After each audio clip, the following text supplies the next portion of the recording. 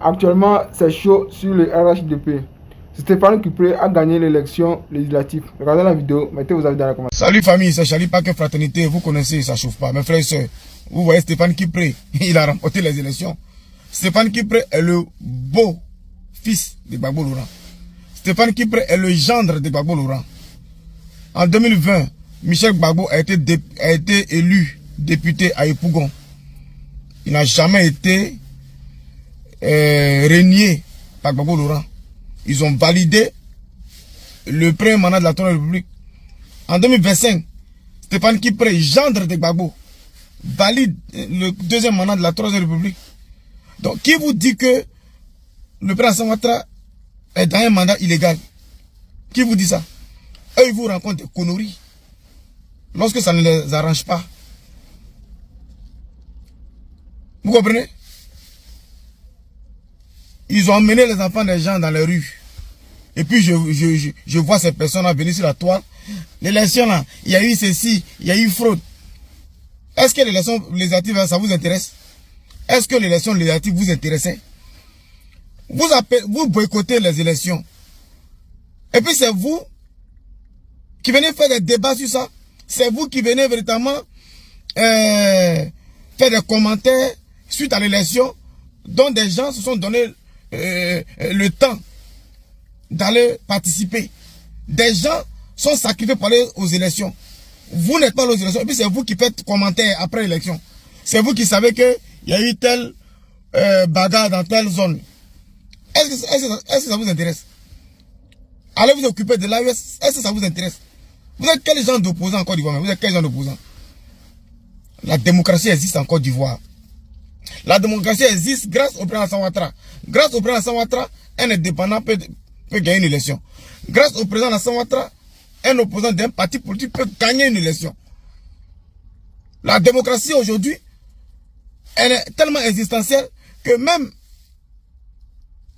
un militant RDP peut perdre une élection législative. Donc, vous savez ça très bien. Vous avez amené les enfants des gens dans les rues. Voilà, Stéphane Cupré. Vous n'allez jamais le chasser. Nadi Bamba félicite sa victoire. Pourtant, vous avez empêché enfants d'autrui à compétir. Vous avez empêché qu'on ait Katina de compétir, sinon il allait être radié du PPACI. Mais ce sont eux qui n'ont rien compris. Ceux qui ont désisté au PPACI là, c'est eux qui n'ont rien compris. Stéphane Cupré a compris, c'est que vous là, vous êtes des mazos. Vous n'allez jamais le chasser. Et il allait prendre sa victoire. Parce qu'il sait que le président Alassane Ouattara est élu démocratiquement et nous sommes dans une république régulière. Vous comprenez? Donc, si vous êtes trop fâchés, faites sortir vos militants pour aller siéger chez Stéphane Cupré. À partir d'aujourd'hui, là, on ne doit plus vous voir dire non au quatrième mandat. Vous devez la fermer à jamais. Et regardez comment on gouverne un pays via le Prado. Vous devez la fermer. Bon non au quatrième mandat ou quoi là. Si vous dites ça là. Mais on doit vous allumer. Parce que dorénavant vous devenez des obstacles. Et lorsque tu deviens un obstacle, on doit t'allumer. Vous avez vu Stéphane qui prépare un discours pour dire allez-y, mourir. Mais vous avez emmené les enfants des gens. À Nayo là, il y a eu mort d'homme par la faute de qui? Il y a eu mort d'homme à Nayo par la faute de qui? Mais voilà Stéphane Cupré. Lui, il mougou la fille de Gbagbo Laurent. Il mougou, il jouit. Et puis, il est là. Il tabac avec Nadi Bamba. C'est ceux qui n'ont pas compris que le PPAC appartient à Nadi Bamba là. C'est ceux-là qui vous suivent dans vos bêtises. On me dit, Charlie, mais voilà, Madame Traoré, le député, elle a fait par là, ceci, à Tengrela. Vous connaissez les tenants et aboutissants de ce qui s'est passé? Vous ne connaissez pas les tenants et aboutissants de ce qui s'est passé. Les gens ont filmé la partie où elle est en colère pour salir l'image du RADP. Mais pourquoi vous n'avez pas filmé ce qui s'est passé bien avant sa réaction? Le candidat en face qui a mis notre Mariam Traoré dans tous ces états-là. Pourquoi vous n'avez pas filmé ce qui s'est passé avant? C'est trop facile. Moi, je ne parle pas de ça. Voilà. Momo Bamba, bravo à toi. Tene Brahima, bravo. Bati Kashi, bravo. Je vais citer tous ceux qui ont gagné là, au RADP là. Nous sommes majoritaires à l'Assemblée nationale. Il n'y a pas match. Et le pays sera dirigé et gouverné. Voilà. En 2030, nous on va appeler Alassane Ouattara d'être candidat en 2030. Si Alassane Ouattara veut aller à la retraite là, on va lui dire c'est faux, c'est blanc. Le Prado, tu n'iras nulle part. Tu vas gouverner ce pays comme il faut boyer la paix jusqu'à ce que Dieu t'appelle un jour. C'est de ça qu'il s'agit. Charlie Paquet est dans la place. Partagez la vidéo, abonnez-vous. Venez nous dire qui est traite en Côte d'Ivoire. Tant que vous ne viendrez pas ici nous dire que Stéphane Kipre est traite, ça veut dire que vous êtes des lâches et vous êtes des haineux vis-à-vis du Prado. C'est de ça qu'il s'agit. Dans notre pays, la Côte d'Ivoire. Alors ce matin, je voudrais rendre un plus grand hommage, dire un grand merci à un grand homme. Et je le dis, le président Koudou Laurent Gbagbo a toujours raison. Koudou avait toujours raison et il aura toujours raison. Vous voyez, ce matin, j'ai beaucoup hésité avant de vouloir faire cette vidéo parce que je me demande si vraiment il y a des politiciens en Côte d'Ivoire.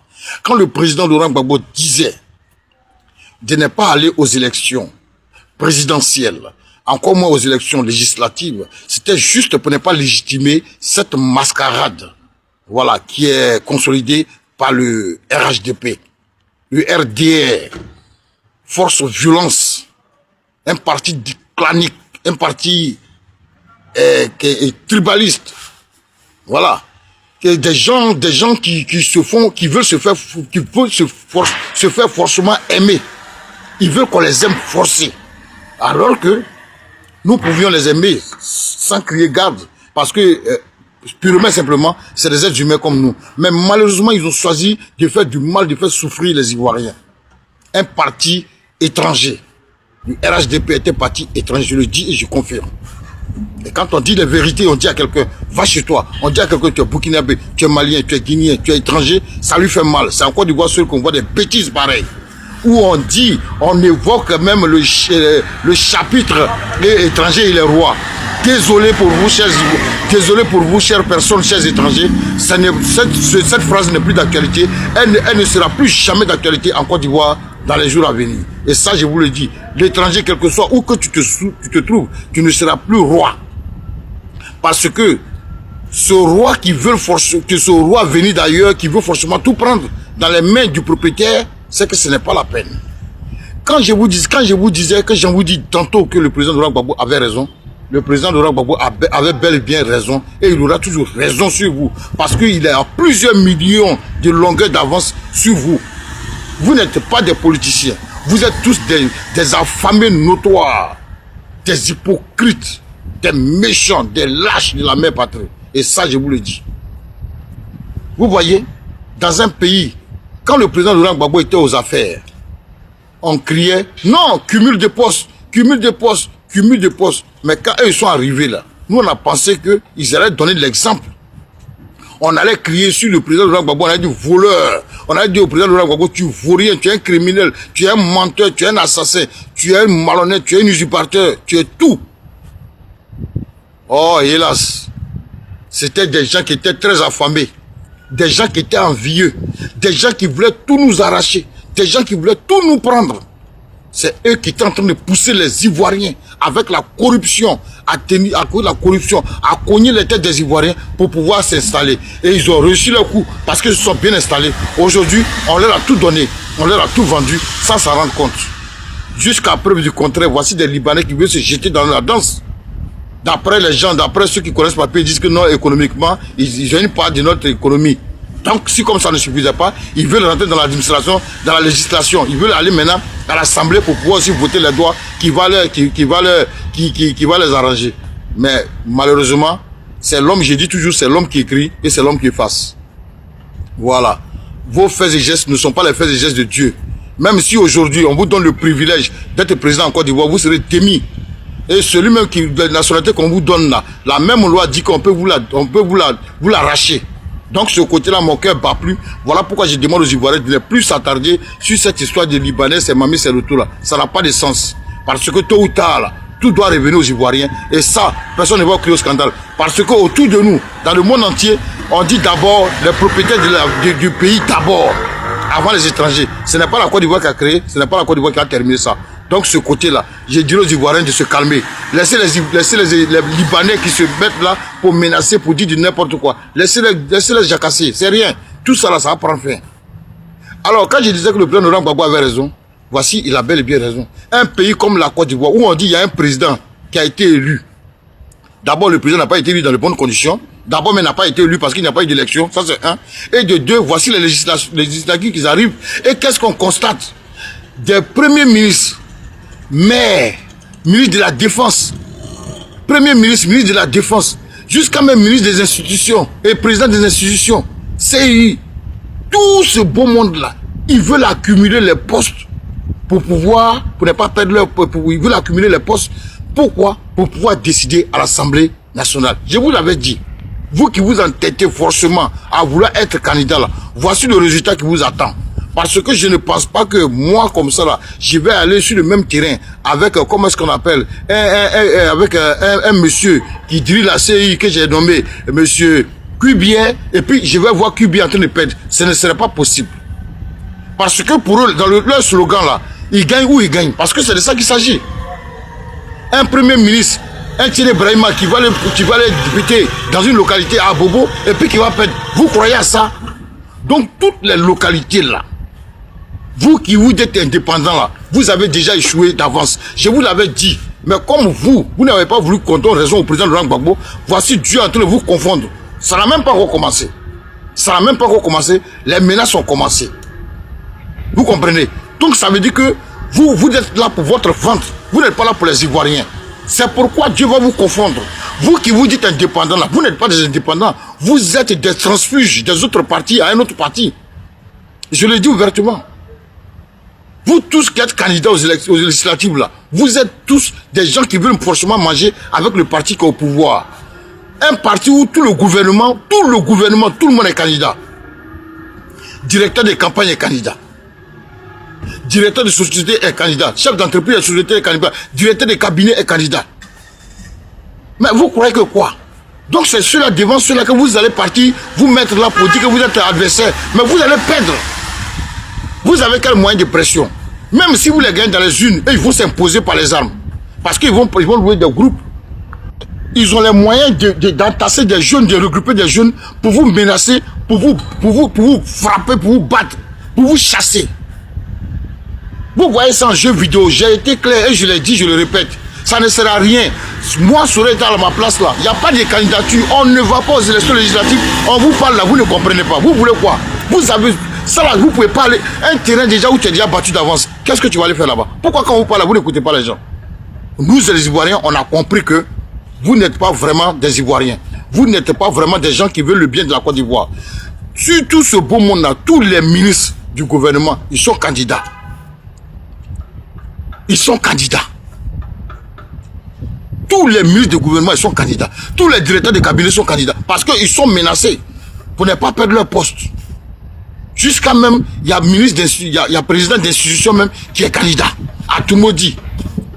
On met le candidat préféré de Toumoudi. On le met en prison et puis c'est lui qui vient prendre position. Vous dites que vous êtes candidat, vous êtes en prison. Vous allez vous présenter comment? Et même si je le dis ici dans les urnes, vous gagnez là. Vous gagnez là, vous n'allez pas gagner. Parce qu'ils vont tout rafler. Et on vous parle, vous n'écoutez pas les gens. Vous pensez que le président Laurent Gbagbo, c'est parce qu'il n'est pas content. C'est des conneries. C'est pourquoi je vous ai dit que ce qui se passe en Côte d'Ivoire là, ce n'est pas une histoire du président Laurent Gbagbo. Le président Laurent Gbagbo nous a prévenu il y a longtemps. Si vous voyez que le monsieur aujourd'hui là, je peux dire qu'il est découragé. Parce que ceux qui comptent là, on n'est même pas capable de lever le petit doigt. Lui, à son âge là, ce n'est pas encore lui qui va donner les mots d'ordre. À son âge, ce n'est pas lui qui va dire sortez. Je suis désolé. On est en train de préparer nous-mêmes notre propre mort. On est en train de préparer notre propre décadence. Ceux-là, ils ne sont pas des... je le dis, excusez-moi, ce n'est pas moi qui l'ai dit, c'est eux-mêmes le disent. Et la France même le dit, ce ne sont pas des Ivoiriens. Donc ils font ce qu'ils peuvent faire. Ils sont en train de tout mélanger. Mais Dieu merci, je rends gloire à Dieu parce que tout ça là, ça peut être remis en cause, Inch'Allah. Et je rends gloire à Dieu pour ça. Oui, je le dis, la constitution, c'est les humains qui l'ont écrite. La nationalité, c'est les humains qui la donnent. Tout ce qui est dans notre constitution, c'est les humains qui ont écrit. Et ça, on peut remettre tout en cause. Et on peut revoir la constitution.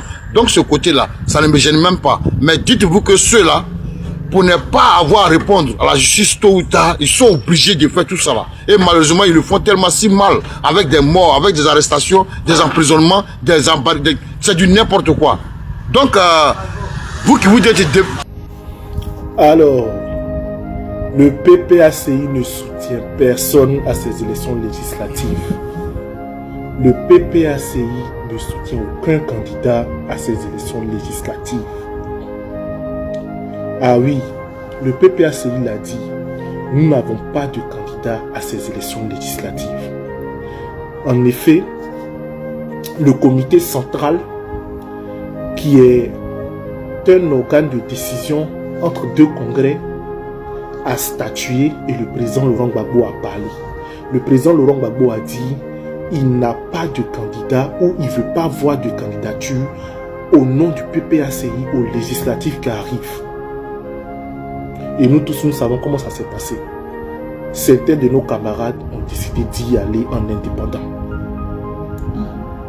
Sur ce, partant de ce constat, nous, on considère qu'ils ne sont plus sous l'égide ou sur l'étiquette du PPACI.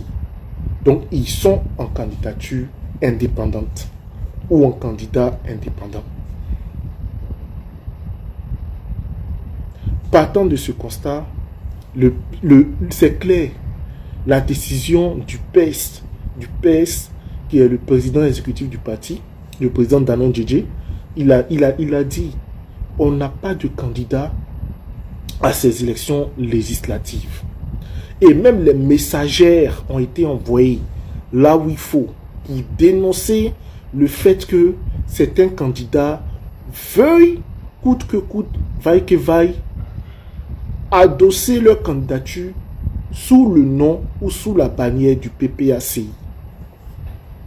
Voilà. Une chose est claire, vous ne pouvez pas aller à ces élections législatives. Du moins, vous ne serez pas les mêmes si vous partez sans appareil politique. Sans parti politique. Un parti politique, déjà, il te soutient sur le plan des militants, sur le plan du militantisme. Donc, il dit à ces militants, sur le plan local, de voter tel candidat. Donc, vous avez déjà une base militante qui peut voter pour vous. Donc, il y a une base d'électeurs qui vous est déjà acquis. Et un parti politique, c'est aussi celui qui met en place des scrutateurs dans chaque bureau de vote. Donc, vous pouvez avoir des scrutateurs qui vont veiller sur vos votes ou bien qui vont veiller sur le nombre de voix que vous avez eu dans un bureau de vote. On a vu tous les gens qui sont allés sans un parti politique aux élections présidentielles. Ils n'avaient aucun scrutateur dans les bureaux de vote.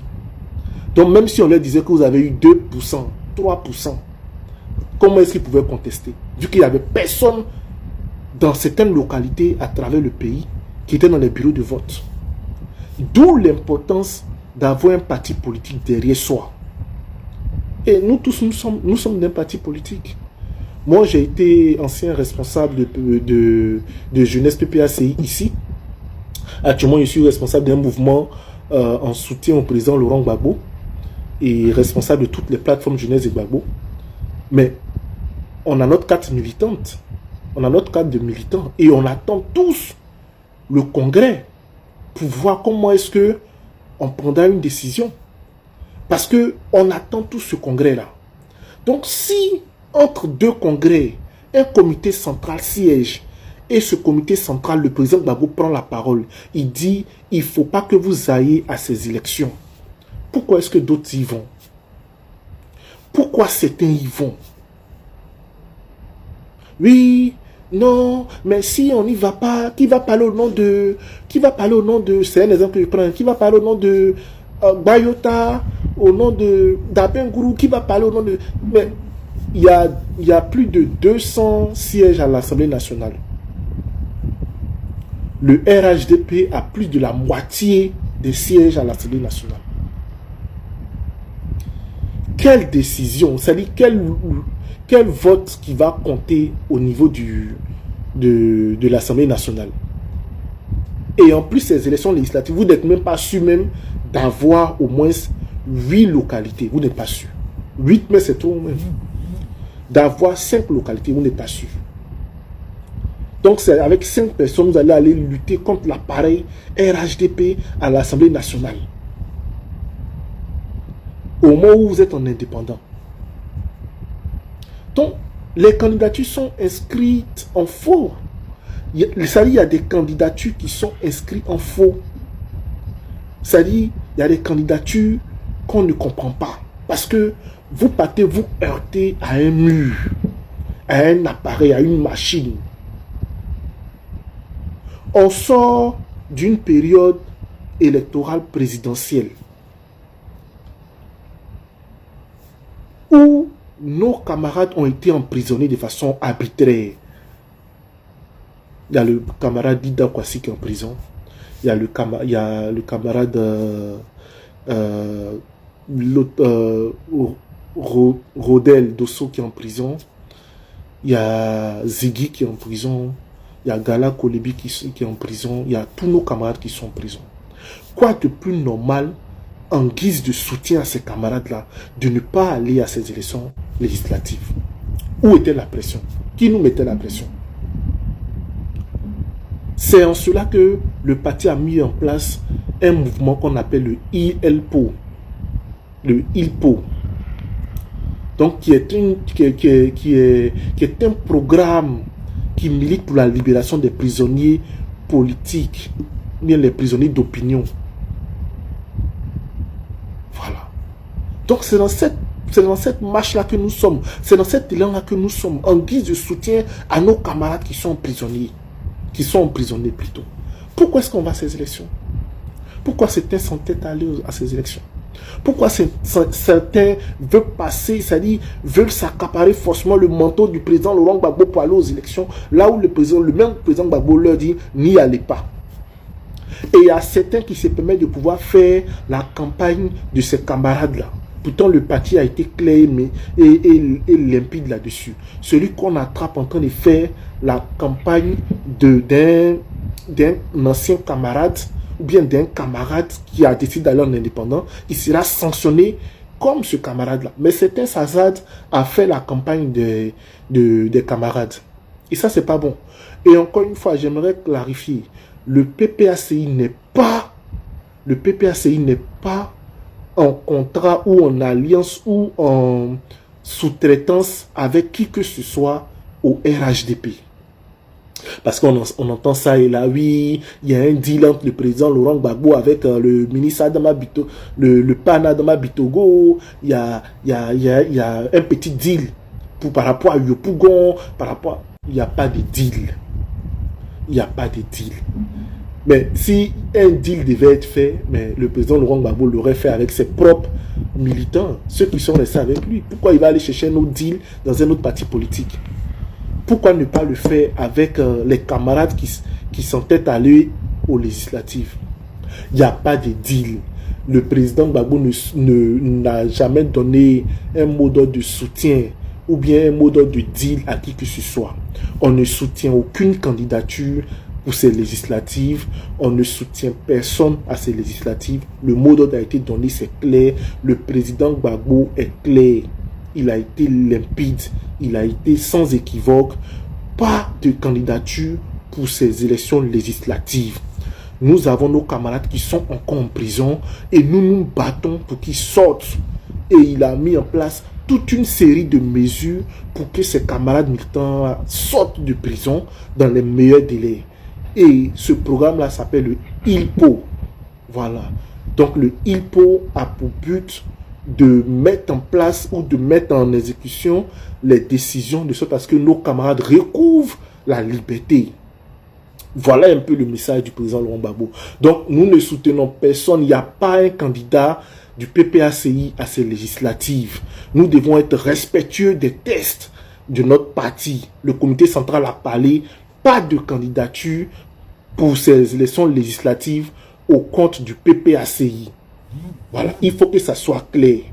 Donc, je pense que nos militants ont compris, parce que certains sont confus, nos militants ont compris. Veillez à écouter les décisions du parti, s'il vous plaît, très chers militants. Je vous remercie. Merci beaucoup. Bonne soirée.